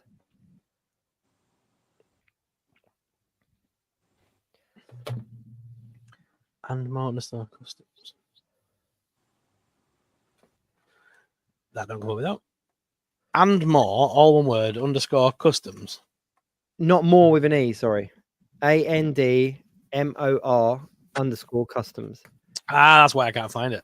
There we go. So they are a artist that works with spray cans, but not in the conventional way. So just add it up onto the thing. So here we go. So they paint and design spray cans with like a figure popping out, which is phenomenal. Just click on the Legend Collector one. So you can see like the artwork is phenomenal. What a cool That is cool. centerpiece. But come off it a sec. I came across it because the Legend Collector is another friend of mine on Instagram. Just click on their one and they put this up. Was a throwback to You'll Like This One 2074. Look at this. That's beautiful. How cool is that? Like, I just think it's just for a centerpiece on someone's shelf or whatever. But they do so many different franchises as well. It's not just, hey, you can see me, look, it's amazing, need a Miles Morales. I was like, spray cans, we need a Miles Morales, come on. Yeah. So I think that's what I'm on. Awesome. But if you have a scroll through, they've just done some really, really cool, like, look, Funkos, WWE, Star Wars. Just I love spray paint anyway. I love spray artists, and wow. Yeah, it's just they're just very, very cool. And just really unique. I've not seen anything like this before. Yeah. So yeah, they are on Instagram if anyone's interested. And more ANDMOR_customs. Yeah, go give them a follow. That's so cool. Yeah. So and they're currently doing like a challenge, like a 90-day challenge from the beginning of February. I'm not quite sure how the challenge works, but they're doing something every day. So good time to give them a follow. But yeah, I thought they were cool. I thought they were worth giving a shout out to. Nice. Really cool. I'm going to be honest. I didn't do my homework this week. I'm going to be honest. I've been recovering. I'm not crackingly well at the minute. So I've just been laid in bed most of the week. Sorry, miss, I did my homework. It feels like that. I ain't done it. That's fair. Is there anyone you want to give a shout out to? You know what? Sorry, I didn't do any homework. No. I just wondered if there was anyone that you knew in the community or anyone on your side that deserves a shout out while we're on it. So bad with this, like there's so many good stuff out there. Like I wish I had something that it would stick, like it would stick in my head there. But I don't. You know what? I'm drawing a blank. There's so much good stuff out there. Like that spray can. That was awesome. I've never seen anything like that. No, that's something else. I'll tell you what, another one that I'll give a shout out to them while we're doing it is another artist online. So it's Mr. MISTA _ Johns, JONZ. Mr. Johns. Chris Jones. Boop, boop, boop, boop. Chris Just Jones. a really, really, really cool artist. And does loads of kind of retro, like really kind of 80s style artwork. Just phenomenal. Just really, really cool. And does a lot of crossover stuff as well. So done like some Ghostbuster ones. Just a really good artist. Just definitely worth, if you're into your kind of artwork and your digital artwork, definitely worth checking out. Have a scroll down, so you'll see some of the. Where's the Ghostbuster ones? A little bit further down. Done some Ghostbuster ones recently. But the dude pumps stuff out like all the time. There we go. Like He-Man and Turtles, Ghostbusters. Some of them look like stills from like actual things, don't they? Oh, I know. It's insane. It's insane. Some of them are incredible. Well, they're all incredible. But there's a Dungeons and Dragons and Shredder, Turtles and Ghost Rider. Like, it's just such a cool, really, really, really talented artist, and does do commissions as well. There we go, Turtles and Ghostbusters. But like you say, they just look like stills out of cartoons, don't they? Crazy. So yeah, so that's my other one. As you haven't done any homework, I'm just seeing if there's anyone else on my list. No, I think that's it. I think that is it. Just having a quick look. No, that is it. SuperSorrell, he's quite a good guy. So yeah. Oh, I've knocked out 2074 there by accident. Oh, trying to see if still many people I follow. I don't know. I'd say one thing that got me really hyped this week. That was I reacted like an absolute child to it. I know you don't follow it these days, Jacob, but WWE. Yeah. The Rock came back. I know. I saw. That was amazing. The pop from the crowd was awesome. But yeah, when I sat watching it, because I didn't see any of the spoilers, I'm sat watching it. I was not expecting his music to end. Obviously, it's that classic. If you smell, it's old school music here. And I was like, oh my god. That's mad. He's coming back for a WrestleMania match. He's going to fight Roman Reigns, his cousin. I don't dislike it. I don't. He's not The Rock anymore. Yeah, I know. Like this is going to be a good big match because it's his cousin in real life, and then they've got the other cousins are called the Usos. They're twins. They're all related. They're all from the same big family. So the fact that they're all involved in it, it's going to be like they'll just beat the hell out of each other, and it'll be fun. It'll be a really good match. I just find it really difficult because I'm like, you know what, he's not The Rock anymore, and I don't know, I think there's a lot of talent out there in the WWE, and to kind of just push it aside for The Rock, I don't know. Man, these little turtles are super articulated. Oh, they're really nice. So there's no articulation in the legs, but the arms are like you can probably movable. Like, yeah. I just thought they were going to be like little static figures, but they're not. No, nice. I like how big Donnie's glasses are on his face. It's like they're like full size adult style glasses on a tiny child's head. I just had to open them. I was like, because otherwise they're going to sit on my shelf and I'm not going to get around to them. So I was like, you know what? If I just open them now, then there we go. Bethany Beth said, I'm not sure how Cody feels about asking to leave the ring. So basically Cody Rhodes is a wrestler. He won the Royal Rumble, which means he gets to face the champion at WrestleMania. There's two champions, that's the thing. And basically The Rock has come back to face Roman Reigns. It's kind of pushed Cody out of the picture, which has upset a lot of people. It's like it's made a bit of controversy, and things like, well, what's the point in the Royal Rumble match then? It kind of doesn't make sense. But yeah, they'll write something into the story. There'll be something like if the Rock beats Roman Reigns, it'll be Cody Rhodes and versus The Rock at WrestleMania. The Rock will drop the belt to Cody. It's how the story's running it. They've got to keep it fresh. If it was the same every year and it was now he's going to go to WrestleMania and he won the Royal Rumble, now he's won the championship, because that's how it works every year. So they need to mix it up every now and again. Speaking of storylines, though, McMahon's like officially gone now, isn't he? McMahon the sex pest. Yeah, he's gone. He's officially kind of been written out of rumors are true, then I guess. Allegedly. But it makes it very uncomfortable when you look back at some of the old storylines he had with like Trish Stratus and stuff over the years. That makes it all the more cringeworthy.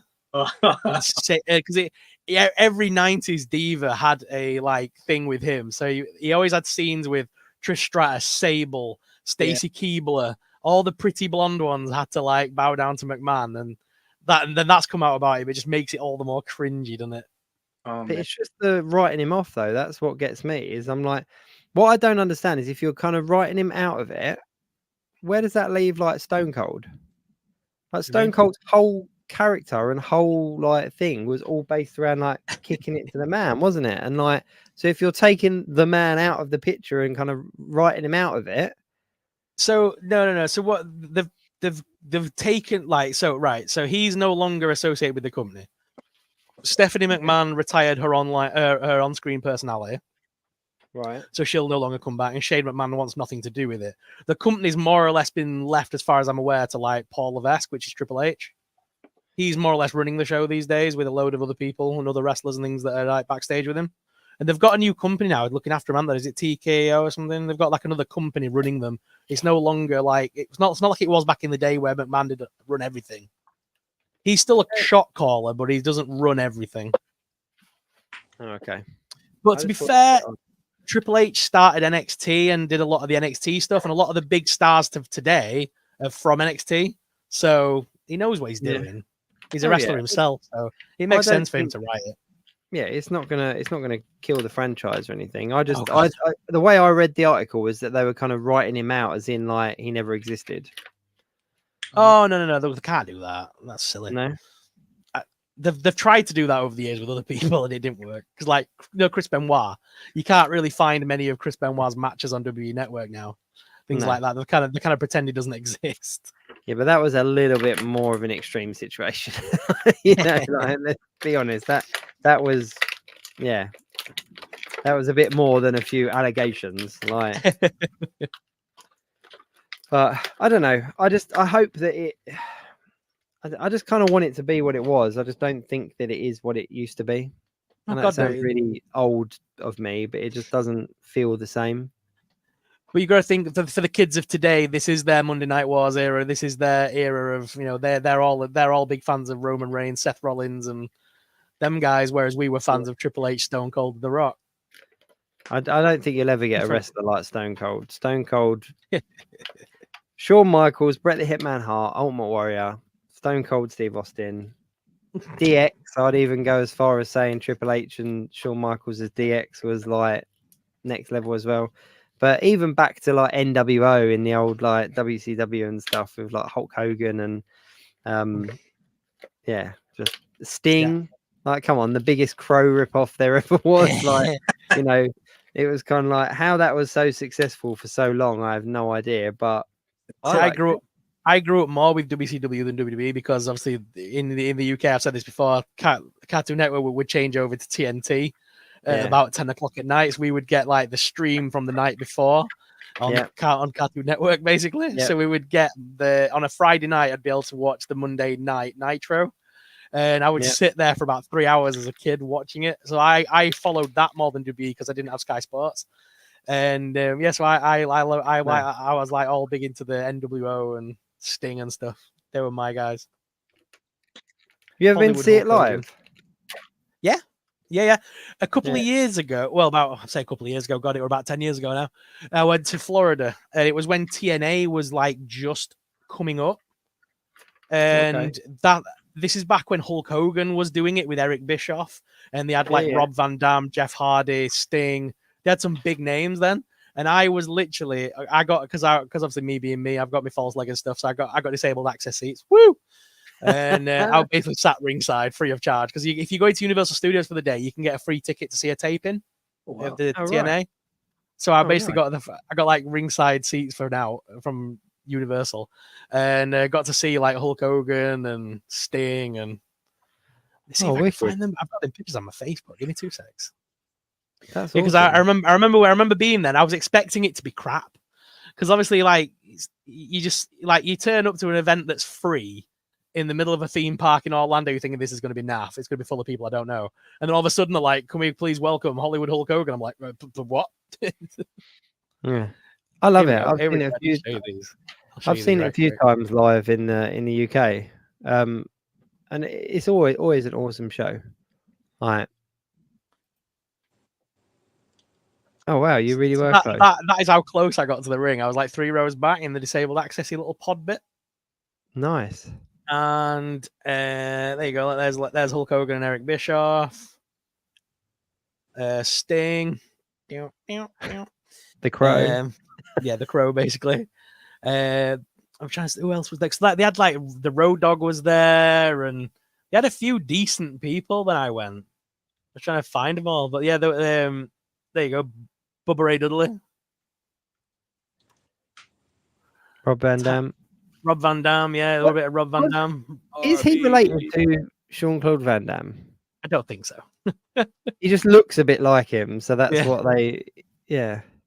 So I was very happy that I got to see my hero Sting at ringside. That was the highlight for me. I got to see Hulk Hogan and Sting in person.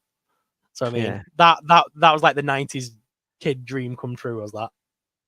That's awesome. Sadly, I wasn't there for the night that Jeff Hardy was absolutely out of his mind on drugs. I wasn't there for that. He was quite sober when I was there. I got a funny story about Hulk Hogan. Back in the day, when my kids were a little younger, we used to go to Tarpon Springs for like for the summer, like for a couple of weeks out of the summer. And I remember going to what's it called, a TJ Maxx, and Yeah. I was in line there. I was picking up some prescription or something like that, and behind me, this big gentleman comes up, and I was kind of looking at a magazine. I was next in line, and I get a tap on my shoulder, and I hear, "You're up next, brother." And I'm like, "Oh, thanks." And I turned around, it was Hulk Hogan. I'm like, "Oh." What? I'm like, "Wow." And I just, but you know what? I wish I all of a sudden I just froze and I just stared at him. He goes, "You don't mind if I go next, brother?" And I go, I do one of these. I'm like, "Go ahead." I was just like dumbfounded. I was so excited to see him. It was so cool. So cool. That's mad. Yeah. That is mad. Just how many times I've been to Florida. I've never been to the beach shop, and I really wish I really want to go out there at some point in Tampa, because that's not far from Orlando. Yeah. To travel out that far, and I'd love to go to the Hulk Hogan shop.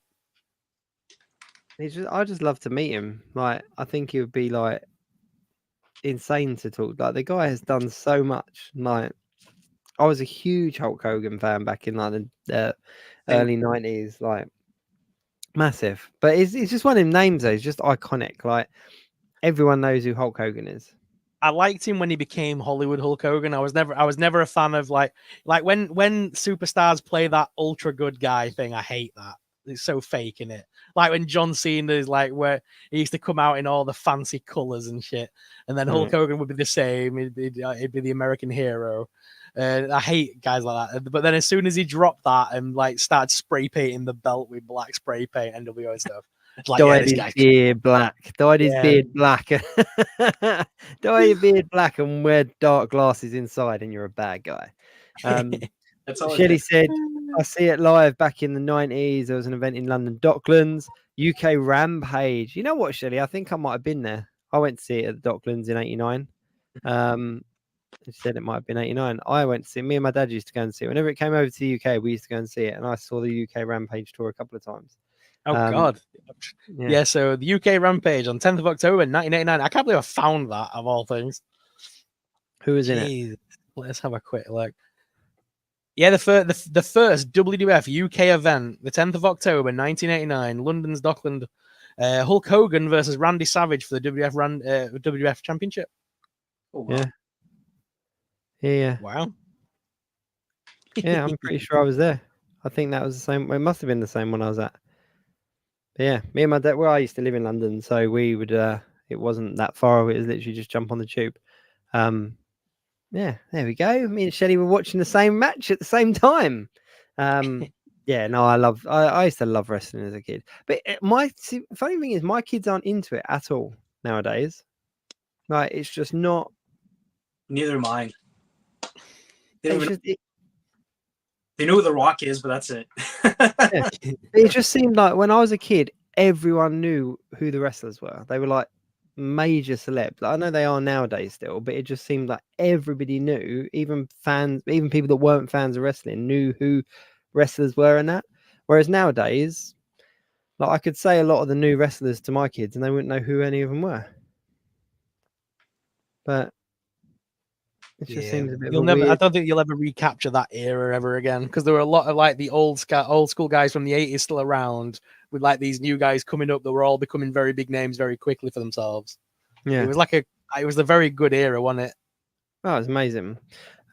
Shelley, just finishing her story off there, said, "I saw them all having dinner whilst queuing to get in." Just the best. That is just eating some pasta, brother. Yeah, loading up on the carbs. But yeah, I used to love it. I wrestled for a little while. Did you know that? Okay. You wrestled? I did wrestling for a couple of years. It's another string to my bow here. You'll set Shelley off again. Don't. I did. I wore pink lycra. Oh, that's it. Shelley's gonna be all over it. Yeah, I had pink lycra and a big fluffy coat. I think I've still got the big fluffy coat up in my loft. Oh, well, you're like a rip-off Bret Hart. I was a Shawn Michaels fan, like through and through. So I kind of like dipped in and all the rest of it. But yeah, I did it for a little while. Brutus. Wow. Yeah. Shelly said, "Gonna say picks or it didn't happen." Hang on. hang on. I'm expecting some Ric Flair, Bret Hart rip off here. Oh man. You're gonna have to talk for a sec. He's gonna be. I can picture this big coat and woo. I'm gonna see if I can find it. I'll see if I can find it. Hang on. Let me see.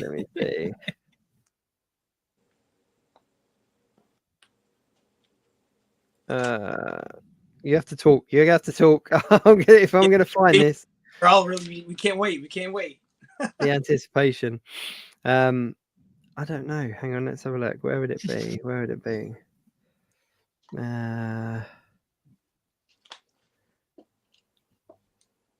Oh, I found myself doing. Oh, there's too many bad photos on here.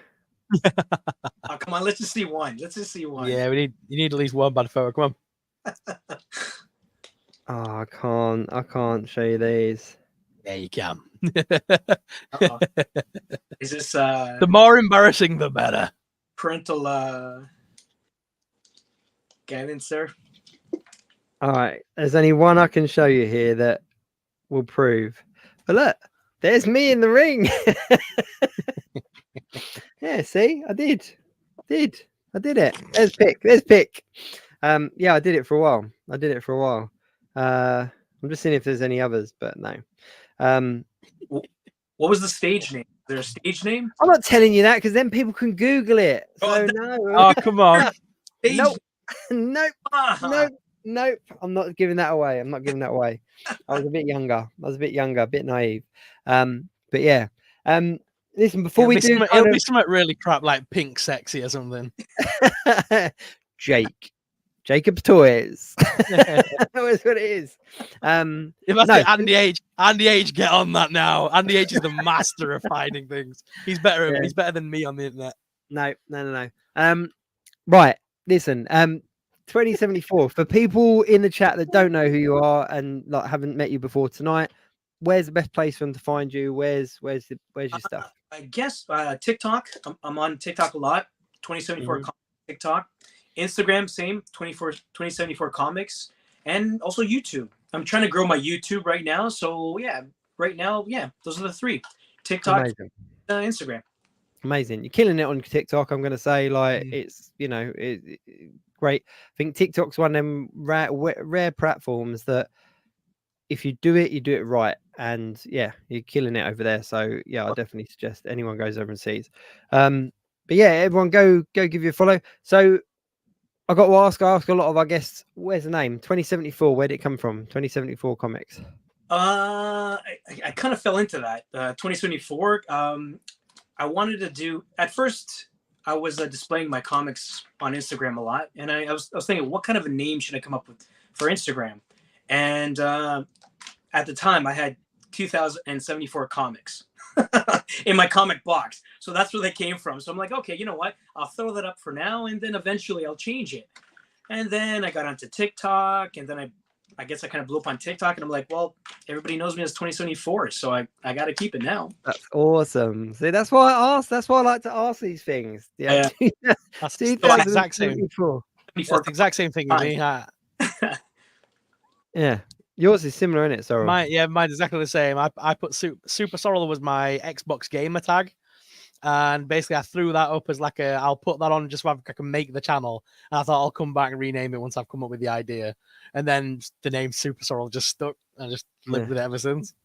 You know what? Mine's similar to that as well. Like when I started out on Instagram, and I was kind of I think I changed it about 4 or 5 times when I first started, and I was like, oh, my name's Jacob, and I'm gonna show pictures of my toys, so I'll just say Jacob's Toys and keep it like that. And then kind of blew up a little bit, and then I was like, well, I can't change it now because that's what it is. Like, so yeah, it's funny like that. But no, I like asking people about their names because there's always a backstory. There's always backstory. I always thought of changing it to 2074, but the comics part is part of me. So I do collect more action figures these days than I do comics, but.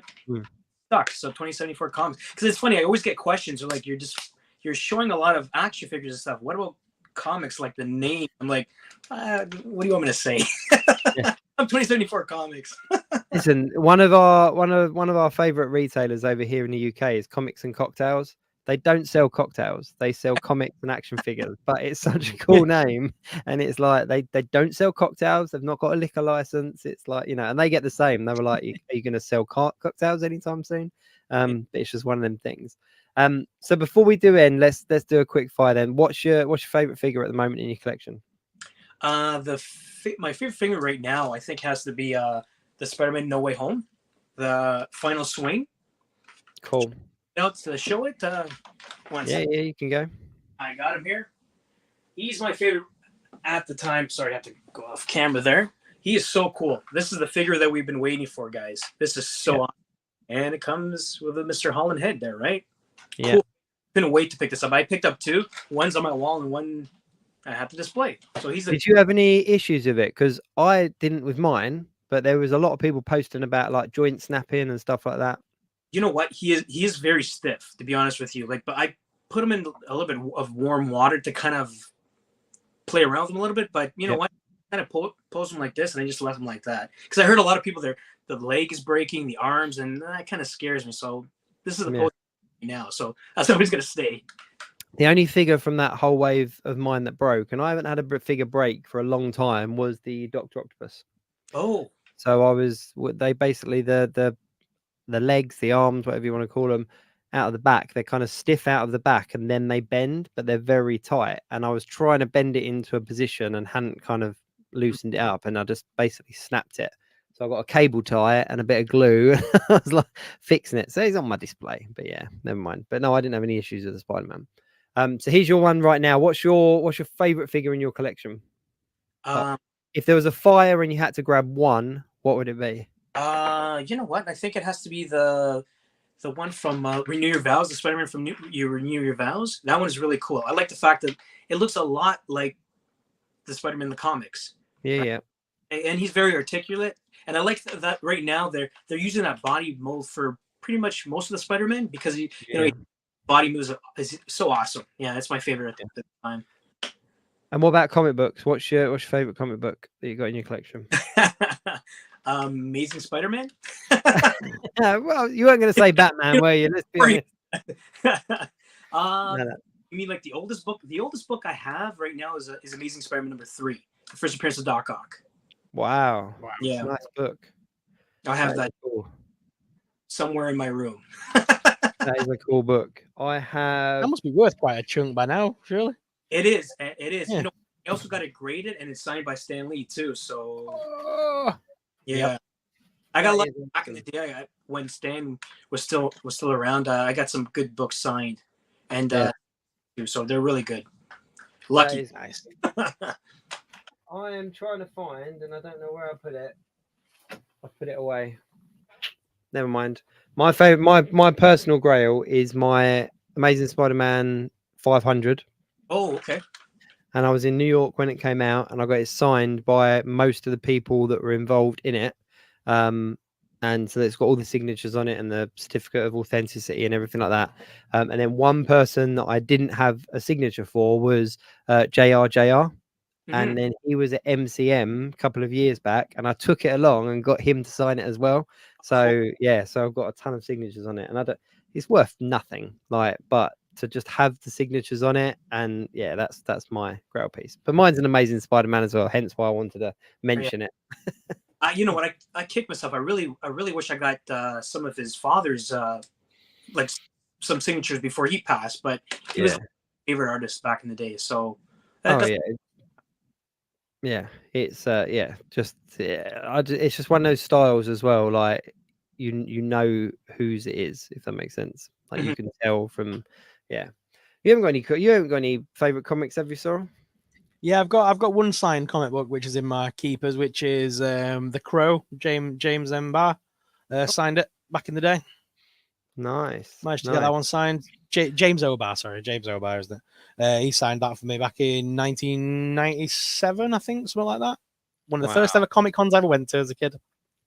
I used to have a huge comic book collection, like long boxes and everything, and just stupid amounts. And when they came out with the Marvel Unlimited, was it the app with the comic books on it, I cut my comic collection right down because I was like, actually, I can read them on my tablet. I can read them on my phone.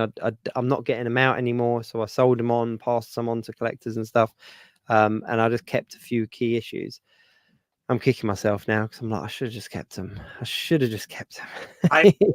I sold a lot back in the day, and now that I think about it, like if I had them now, I could sell them for like triple the price because they like quadrupled in price. Oh, Like, some of them do. Yeah. Yeah. It's yeah, but there we go. As a kid, when I collected comics, my dad introduced me to the trade paperback rather the singles, because like the singles would last me all of 20 minutes. So he introduced me to the Marvel Essentials, which were those great big black and white paperback jobs. oh, Yeah. They had like 1,000 issues in it, something daft. oh, Yeah. And basically, he took me to these shops, and they were only like 15 quid a piece here in the UK, like £15 each. Mm. So it would pick me up like 2 or 3, and then that would last me like a month. Yeah. those were a thing. I bought a bunch for my son. My son has a whole bunch of those. Yeah. I buy my sons a lot of the hardback like graphic novels that are like the collection of 5 or 6 books just to kind of get them into certain characters. But yeah, I don't read as many comics as I used to. I've just bought The Last Ronin, the Turtles, because I haven't read that one yet. So I bought that as a hardback, just as like a graphic novel, just to kind of see what all the hype is about. That was a good, that was a good line. They're really awesome with that. I think they're coming with a second one now. They're introducing new turtles. So, Yeah, introducing 4 new turtles, aren't they? Which I'm not sure how they're going to go about that, but I'm up for it. I'm here. I'm all ears. same here. Before we do finish, I'm just checking the comments to make sure I haven't missed anything. Shelley shouting out comics, games, and coffee as a retailer. I haven't heard of those before. Sorrel, have you? No, comics and coffee. No, I've not heard of them. That does sound like a comics and cocktails rip-off, doesn't it? Comics and coffee. It does. But she does say that it's comics, games, and coffee. But she said that she's ordered Iron Giant from them. SuperSorrell made me do it. She hashtagged SuperSorrell made me do it now. And then like during my stream the other day, she was saying Jacob made me do it. I was like, you can't start that because it will get me in trouble. No, that's a hashtag that will get me in trouble. But yeah, but no, we do you collect much Diamond Select stuff? 2074? I start back in the day. I had quite a bit of Diamond Select, and then I kind of moved on to Toy Biz, and then to the Marvel Legends. But I ended up selling those. But I do have right now. I have a good line of the Diamond Selects. I had some from actually Zach sent me some. I emailed him. I said, hey, awesome. I'm on TikTok. How about sending me some? I can kind of display them. And he sent me a whole box full of them. And I've been doing some giveaways here and there, some amazing reviews. And yeah, you know what? They're so cool. They're so cool. I've started collecting them again.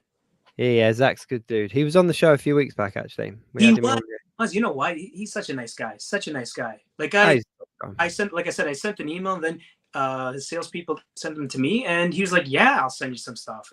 Such an awesome guy. Really nice. Yeah. No, I love the Diamond Select stuff. Big fan. Big fan.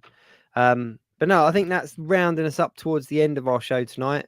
Sorrel, anything that you want to add before we kind of leave? Anything that you want to mention that's coming up? Tune in tomorrow, isn't it? Tomorrow we're going to be chatting with Hasbro. Yes, we got Ryan Ting from Hasbro joining us. So tune in to get the scoop. Obviously drop any questions. Anyone that does want to ask any questions, we can ask them. Can't guarantee there'll be an answer. Having interviewed Ryan before, he is very good at not giving much away. Right. And I just want to say, right, and I'm going to bring this up tomorrow, but when I interviewed him back in October, I called it that they were doing a Wolverine line to mark the anniversary, and he was poker faced. Like he gave nothing away, and I literally called it to his face, and he gave nothing away. So, but yeah, by all means, drop your questions in the chat. We'll do our best, but can't promise any answers. And then come back next week for another Geek Week in Review. On the 11th, we'll be joined by the Toy Scavenger.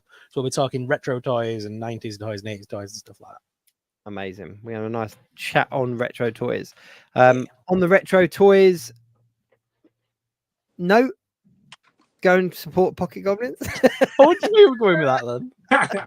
I'm trying to segue in everywhere. You know me by now. I try to segue in everywhere. But no, 2074. It's been a pleasure having you. Thank you so much for joining us. It's been good to actually just be able to chat as well, as opposed to over message and over replying to pictures and videos and stuff.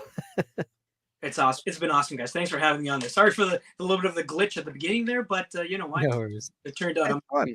awesome. It's fine. All the way from Canada, all the way to the UK. You know what I mean? The wonders of modern technology, hey?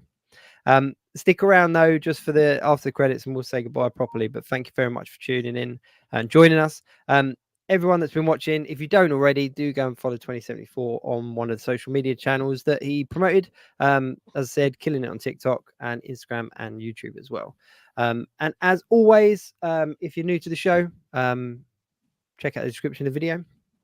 Gives you all the links and stuff to all the various different things that we do. And we'll be back tomorrow night with Ryan Ting from Hasbro. Sorrel, anything you want to say? Keep it geek. Thanks for watching. Please like, share, and of course subscribe. Tune in next week for another live show. Until then, keep it geek. Stay up to date at www.geekweekinreview.co.uk.